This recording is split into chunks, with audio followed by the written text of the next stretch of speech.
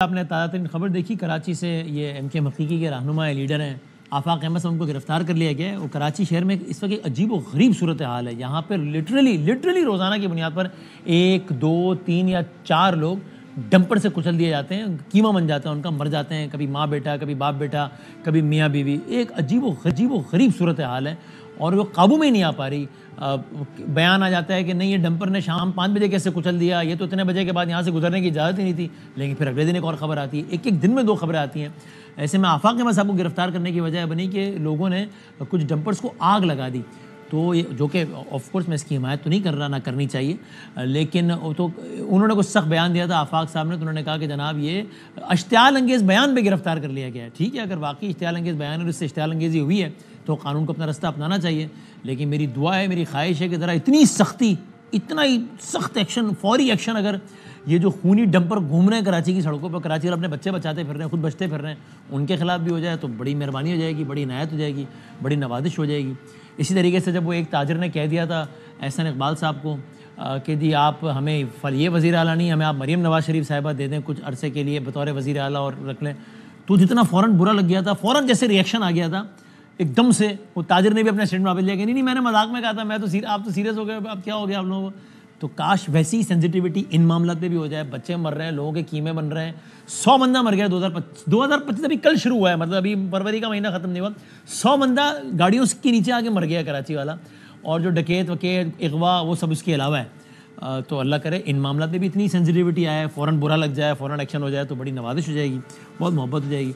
और कोशिश करेंगे कि अगर हम मुताल्लिका मेहमान जो हमारे, अगर हम लाइन अप कर रहे हैं उनसे भी सवाल पूछें। अभी भी जब मैं आपसे बात कर रहा हूँ तो खबर चल रही है कराची के एक इलाके की, जहाँ पर 1 घंटे तक डाकू लूट मार करते रहे, 1 घंटे तक घर में दाखिल होकर लूट मार करते रहे। वारदात करने वाला डाकू गिरफ्तार नहीं हुआ, बयान देने वाला आफाक अहमद हो गया गिरफ्तार, लेकिन वो ये वारदात करने वाला डाकू गिरफ्तार नहीं हुआ। और ये कराची में नॉर्मल सी बात है, स्ट्रीट रैम और ये सब तो कोई मसला ही नहीं है। तो बहरहाल अगरचे आज एक अच्छा मंजर देखा है कराची में हमने, नेशनल स्टेडियम ज़रा रोशनी तो जगमगा रहा था, बड़ा अच्छा लगा, लेकिन काश इन चीज़ों पे भी ज़रा मामला कुछ बेहतर हों। हम आते हैं अपने मामूल के मौजू की तरफ। आज 2-3 बड़ी इंटरेस्टिंग डेवलपमेंट्स हुई हैं। इस्लामाबाद हाई कोर्ट के जज हैं, नाम है जस्टिस मुस्तरकन कियानी साहब। ये सुप्रीम कोर्ट, ये इस्लामाबाद हाई कोर्ट के चीफ जस्टिस के बाद सबसे सीनियर जज थे। मुमकिन था कि इस्लामाबाद हाई कोर्ट के अगले चीफ जस्टिस बन जाते, चूँकि जो इस्लामाबाद हाई कोर्ट के चीफ जस्टिस हैं वो सुप्रीम कोर्ट जाने वाले थे और चले गए। लेकिन फिर हुआ है कि कुछ जजेस कुछ और हाई कोर्ट्स के ला के इस्लामाबाद हाई कोर्ट में आ गए, ट्रांसफ़र कर दिए गए, जिसकी वजह से मोहसिन अख्तर कियानी साहब अब सीनियर प्यून जज नहीं रहे बल्कि वो नीचे आ गए हैं। तो हो सकता है वो इस्लामाबाद हाई कोर्ट के चीफ जस्टिस भी ना बन सकें। उन्होंने आज एक बयान दिया, उन्होंने कहा एक मुकदमे की समाअत के दौरान रिमार्क्स दिए, पाकिस्तान में रहना मुस्तकिल लड़ाई है, 24-25 करोड़ लोग हैं, लड़ाई करने वाले ज़्यादा हैं, बचने वाले कम हैं। ये जज साहब कह रहे हैं। पिलर्स ऑफ स्टेट तो सभी हवा में, मैं फिर भी मायूस नहीं हूँ। 45 साल के ऊपर के आदमी मेरे समेत सारे ही नाकारा हैं, नौजवानों ने इस मुल्क के लिए कुछ करना है। आगे उन्होंने कहा अदलिया, पार्लियामेंट, एग्जीक्यूटिव सब कुछ कोलैप्स कर गए। इस पर जो स्पीकर है अयाज सादिक साहब, उन्होंने फ्लोर ऑफ द हाउस पे जवाब दिया और सख्त जवाब दिया। वो जवाब क्या था जज साहब को, एक जज को एक स्पीकर ने जवाब दिया, और वो क्या था वो देखें आप। आज मीडिया में मैंने एक रिपोर्ट देखी है लॉ मिनिस्टर साहब, जिसमें एक ऑनरेबल जज इस्लामाबाद हाई कोर्ट के, उन्होंने कमेंट किया है, उन्होंने एग्जीक्यूटिव और जुडिशरी का कि ये कोलैप्स कर गई। Nobody has a right to give a statement against the Parliament of Pakistan. This is our prerogative. If this is true, I hope this is not true. If this is true, please convey to the honorable judge this is not acceptable to the Parliament. बड़े सख्त अल्फाज में सख्त message दिया है। इसके अलावा आज एक काम और ये भी हुआ कि IMF के वक्त ने, जी आपने ठीक सुना, IMF जिसका ताल्लुक पैसे लेने देने इकोनॉमी से होता है, उसने अदालती निज़ाम के हवाले से बात करने के लिए चीफ जस्टिस ऑफ पाकिस्तान से मुलाकात की। मुझे याद पड़ता है कि कम से कम हालिया तारीख में तो फॉर श्योर ये इस नौयत की पहली मुलाकात है। पता नहीं हिस्टोरिकली ऐसा कितनी मरतबा हुआ है। IMF की तकनीकी टीम $7 अरब के बेल आउट मुआहदे के लिए अदालती और रेगुलेटरी निज़ाम की जांच पड़ताल के लिए पाकिस्तान में है।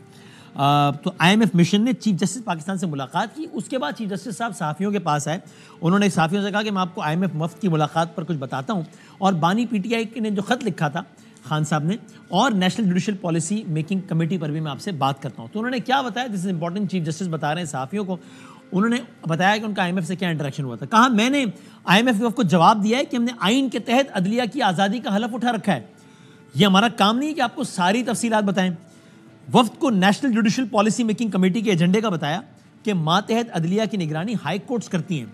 IMF के वफ्द ने कहा कि मुआहिदों की पासदारी और प्रॉपर्टी हुकूक के हवाले से जानना चाहते हैं। How interesting it is, IMF का वफ्द चीफ जस्टिस से कह रहा है हमें प्रॉपर्टी हुकूक के हवाले से और मुआहिदों की पासदारी के हवाले से बताएं।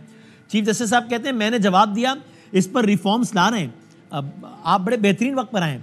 IMF वफ्द ने प्रोटेक्शन ऑफ प्रॉपर्टी राइट्स पर तजावीज़ दी। मैंने वफ्द को बताया हम तजवीज़ देंगे, हाई कोर्ट में जल्द समाअत के लिए बेंचेस बनाएंगे।